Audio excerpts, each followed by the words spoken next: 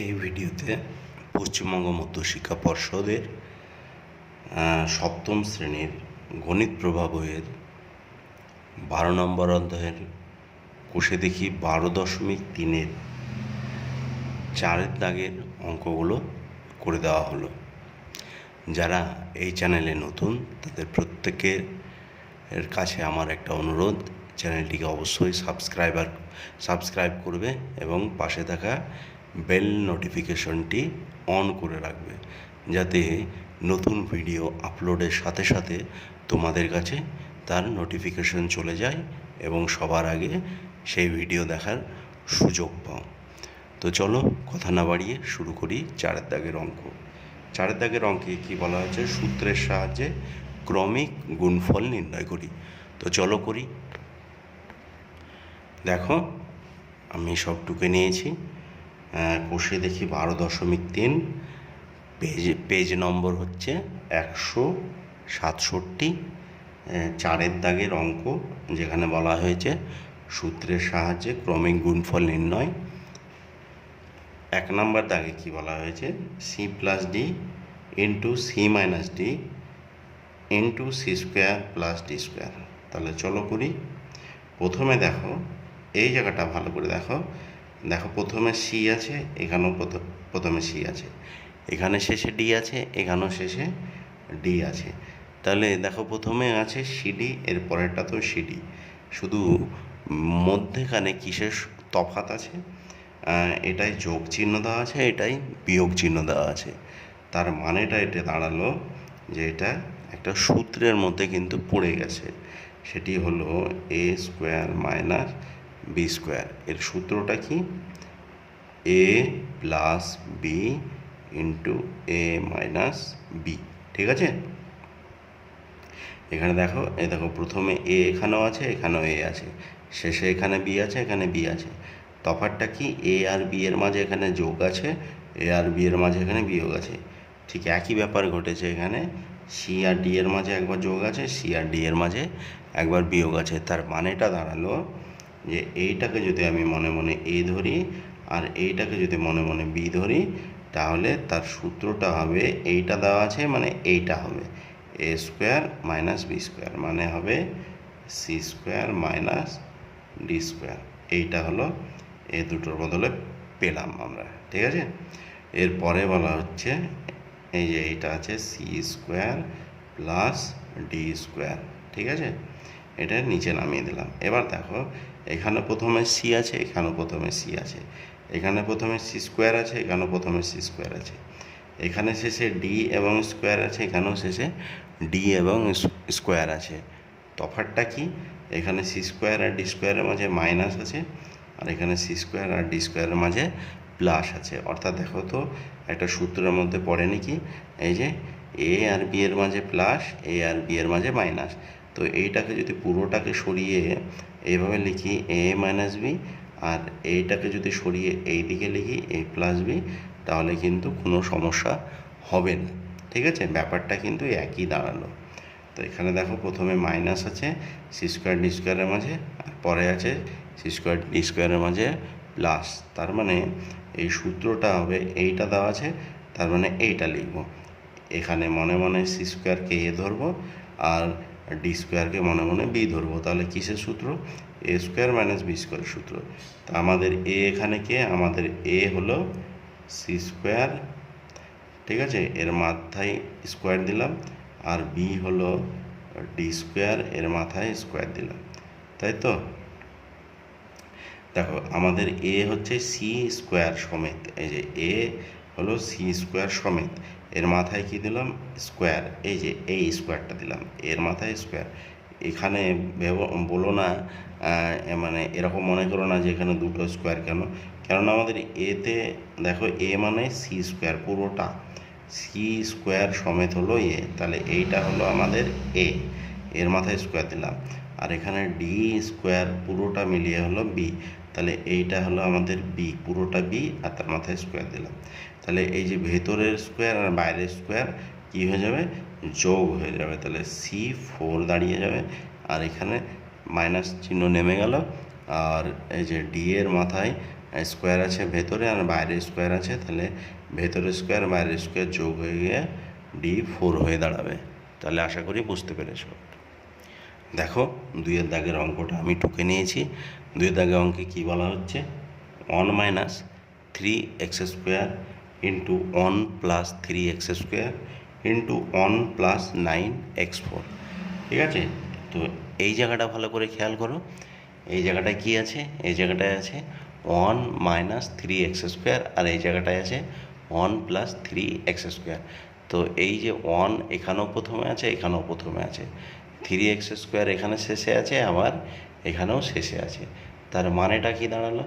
তার মানেটা দাঁড়ালো যে এইটা একটা ফর্মুলায় পড়ে গেছে। কিন্তু কোন ফর্মুলাটাই?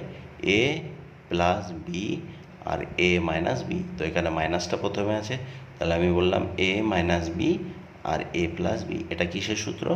এ স্কোয়ার মানে আমার 1 স্কোয়ার আর বি মানে হচ্ছে 3x স্কোয়ারের সূত্র। তাহলে চলো সূত্রই ফেলে দিই।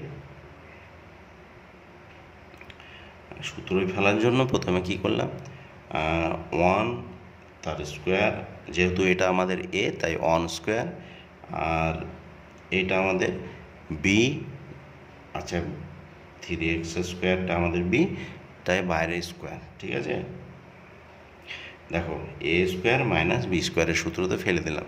এখানে কিন্তু 3x স্কোয়ার সমেত হচ্ছে বি। ঠিক আছে, এবার এদিকে যেটা আছে সেটা নামিয়ে দাও। 1 প্লাস 9, আচ্ছা 9x4। ঠিক আছে, এবার দেখো এই যে 1 স্কোয়ার মানে কটা 1? দুটো 1, দুটো 1কে গুণ করলে কী হবে? 1 হবে। মাইনাস 3x স্কোয়ার তার স্কোয়ার মানে 3 আছে দুটো, তাহলে 3 দুটোতে কত হয়? দুটো 3কে গুণ করলে 9 হয়।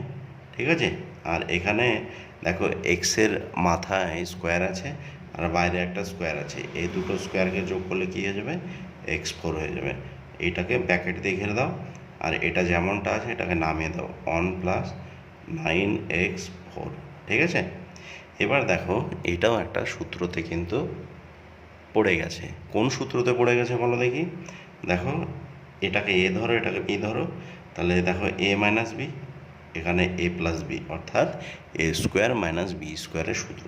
তাহলে আমাদের এ কোনটা? আমাদের এ হলো 1 তার 1 হলো আমাদের এ, তাহলে এর মাথায় স্কোয়ার দিলাম। মাইনাস বি কোনটা? আমাদের বি হলো এইটা, তাহলে 9x4 এটা আমাদের বি, এই বি এর মাথায় স্কোয়ার দিলাম। ঠিক আছে, তাহলে কি দাঁড়ালো? 1 স্কোয়ার মানে কি? দুটো 1-এর গুণফল। 1 স্কোয়ার, স্কোয়ার মানে দুটো। ঠিক আছে, দুটো 1কে গুণ করলে 1 হয়। আর 9-এর স্কোয়ার মানে দুটো 9, দুটো 9কে গুণ করলে কত হবে? 81 হবে। ঠিক আছে, আর এক্স দেখো এখানে ভেতরে আছে 4 আর এখানে বাইরে আছে 2, তাহলে 4 আর 2তে গুণ করে দিলে কি হবে? x6। ঠিক আছে, আশা করি তোমরা বুঝতে পেরেছো। ঠিক আছে, তো আমার এই ভিডিওতে মানে কয়েক জায়গায় একটু মিস্টেক করে ভুল করে বলে দিয়েছি যে ভেতরের পাওয়ার আর বাইরের পাওয়ারের যোগ হয়, এটা কিন্তু ভুল। ভেতরের পাওয়ার আর বাইরের পাওয়ারে গুণ হবে। ঠিক আছে,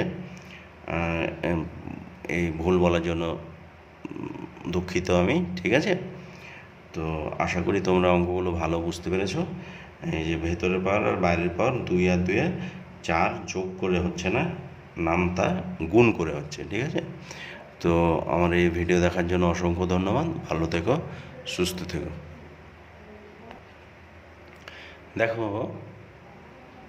3 নম্বর অঙ্কে কী বলা হচ্ছে? 3 নম্বর দাগে বলা হচ্ছে a square plus b square into a square minus b square into A4 plus B4 into A8 plus B8।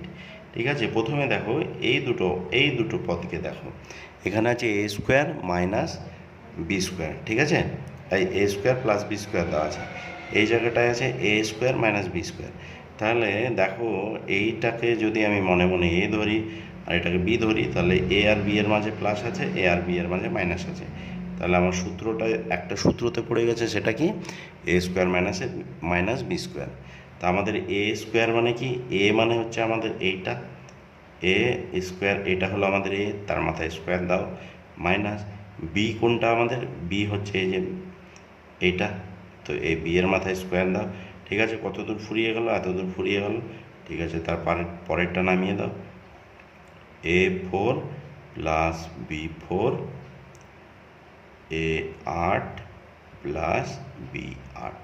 ঠিক আছে, এবার দেখো এই যে এ আছে, এর ভেতরের পাওয়ার আর বাইরের পাওয়ার কী হবে, গুণ হয়ে যাবে, তাহলে 4 হয়ে গেল, মাইনাস এই যে বি আছে, বি এর ভেতরের পাওয়ার বাইরের পাওয়ার গুণ হয়ে যাবে, তাহলে 2 দুগুণে 4 হয়ে গেল। এটাকে ব্র্যাকেটে রেখে দাও। এবার এগুলো যেটা আছে সেটা নামিয়ে দাও, এ ফোর প্লাস বি ফোর, এ এইট প্লাস বি এইট। ঠিক আছে, এবার দেখো এই যে এখানে এ ফোর আছে আর এখানে বি ফোর আছে, এই দুটোর মাঝে দেখো মাইনাস আছে, আবার এখানে দুটোর মাঝে প্লাস আছে, তার মানে এটা কিন্তু একটা সূত্রতে পড়ে গেল। সূত্রটা কি, সূত্রটি হলো এ স্কোয়ার মাইনাস বি স্কোয়ার, তাই তো? তাহলে এইটা হলো আমাদের এ, তার স্কোয়ার দিলাম, আর এটা হলো আমাদের বি, তার স্কোয়ার দিলাম। এটাকে বন্ধনীর মধ্যে রেখে দাও। এবার কতটা ফুরিয়ে গেল, এতটা ফুরিয়ে গেল, তাহলে পড়ে রইল এটি। তাহলে এ, আচ্ছা এ আট প্লাস বি আট। ঠিক আছে, এইটা হলো আমাদের এ। এবার দেখো এই যে আমাদের এ ফোর আছে, এটা লিখে দাও, যে 4 আর 2 গুণ করলে কত হবে, 8 হয়ে যাবে, মাইনাস এই যে বি আছে, বিটা লিখে দাও, 4 আর 2 গুণ করলে কী হবে, 8 হয়ে যাবে। এইটাকে ব্র্যাকেটে রেখে দাও, আর এইটাকেও ব্র্যাকেটে রেখে দাও, এ আট প্লাস বি আট। ঠিক আছে, এবার দেখো এইটা আমাদের এ আর এটা আমাদের বি যদি হয়, তাহলে এ আর বি এর মাঝে দেখো একবার মাইনাস আছে, এ আর বি এর মাঝে একবার প্লাস আছে, তার মানেটা কী দাঁড়ালো, এটা আবার একটা সূত্রতে কিন্তু পড়ে গেছে। সূত্রটি হলো এ স্কোয়ার মাইনাস বি স্কোয়ার। ঠিক আছে, তার মানে এই যে পুরোটা হলো আমাদের এ লিখেছি, তার মাথায় স্কোয়ার, মাইনাস এই যে পুরোটা আমাদের বি, এই যে পুরোটা বি লিখেছি, তার মাথায় স্কোয়ার। তাহলে এই থাকলো 8 আর 2 গুণ করলে কত হলো, 16 হয়ে গেল, মাইনাস বি থাকলো 8 আর 2 গুণ করে কত হলো, 16 হয়ে গেল। এটা আমাদের অ্যান্সার। আশা করি বুঝেছো।